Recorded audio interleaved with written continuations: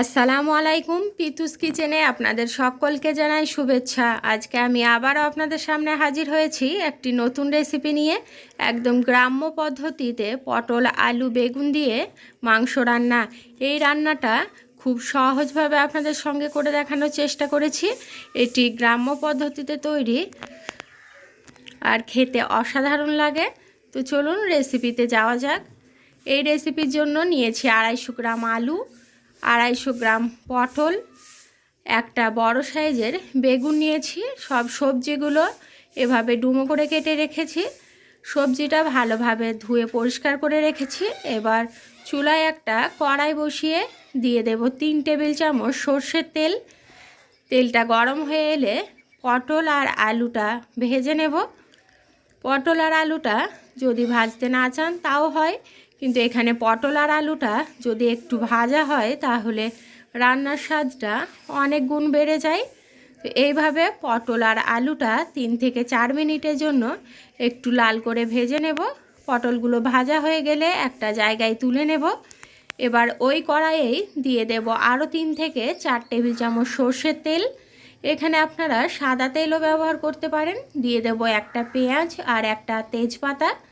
পেঁয়াজ আর তেজপাতাটা এইভাবে একটু নাড়াচাড়া করে সামান্য লাল করে ভেজে নেব। খুব বেশি লাল করার দরকার নেই, পেঁয়াজের কাঁচা গন্ধটা চলে গেলেই হবে।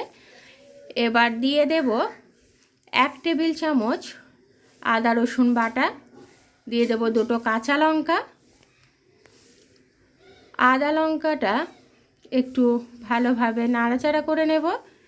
1 মিনিট আদা আর লঙ্কাটা নাড়াচাড়া করে নিয়ে দিয়ে দেব 1 চামচ হলুদ গুঁড়ো, দিয়ে দেব 1 চা চামচ লঙ্কা গুঁড়ো আর 1 চা চামচ ভাজা মশলা। ভাজা মশলাটা আমি শুকনো খোলায় জিরে ধনে ভালোভাবে গরম করে নিয়ে ভেজে নিয়েছিলাম। দিয়ে দেব স্বাদ মতো নুন, সামান্য পানি অ্যাড করে দেব। এইভাবে সামান্য পানি অ্যাড করে দিলে মশলাটা তলায় লেগে যাবে না। এবার মশলাটা খুব ভালোভাবে 5 মিনিটের মতো কষিয়ে নিতে হবে। এইভাবে মশলাটা যত ভালোভাবে কষানো হবে মাংসের স্বাদটা ততটাই ভালো আসবে। এবার দিয়ে দেব 500 গ্রাম গরুর মাংস। মাংসটা ভালোভাবে ধুয়ে পরিষ্কার করে রেখেছিলাম। এবার মাংসটা মশলাটার সঙ্গে ভালোভাবে কষিয়ে নিতে হবে। এইভাবে মাংসটা মশলার সঙ্গে 5 থেকে 7 মিনিটের জন্য ভালোভাবে কষিয়ে নেব।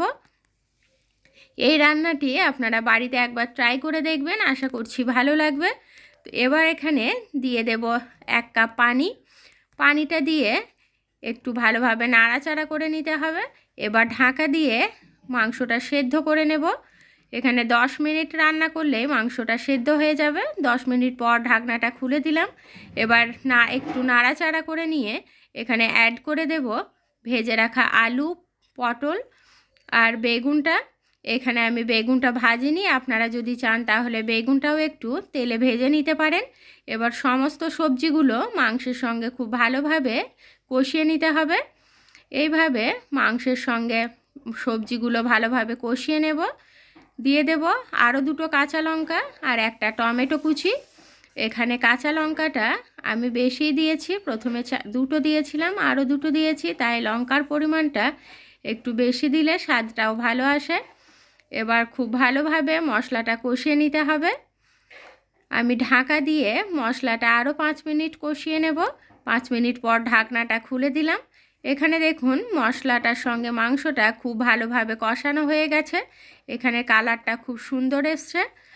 এবার অ্যাড করে দেব 2 কাপ গরম পানি। এখানে গরম পানি দেওয়ার চেষ্টা করবেন, তাহলে স্বাদটা ভালো আসে। এবার পানিটা দিয়ে একটু নাড়াচাড়া করে নিয়ে আরও 10 মিনিটের জন্য ঢাকা দিয়ে রান্না করে নেব। 10 মিনিট পর ঢাকনাটা খুলে দিয়েছি। সব শেষে দিয়ে দেব 1 চামচ ভাজা মশলা। ভাজা মশলাটা দেওয়ার চেষ্টা করবেন।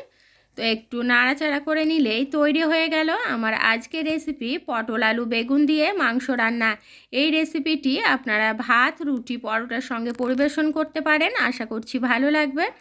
আমার এই রেসিপিটি যদি আপনাদের ভালো লেগে থাকে তাহলে প্লিজ চ্যানেলটি সাবস্ক্রাইব করে দেবেন আর পাশে থাকা বেল আইকনটি প্রেস করে অল করে রাখবেন আমার দেওয়া রেসিপির নোটিফিকেশন সবার আগে পাওয়ার জন্য। লাইক, কমেন্ট, শেয়ার করতে ভুলবেন না।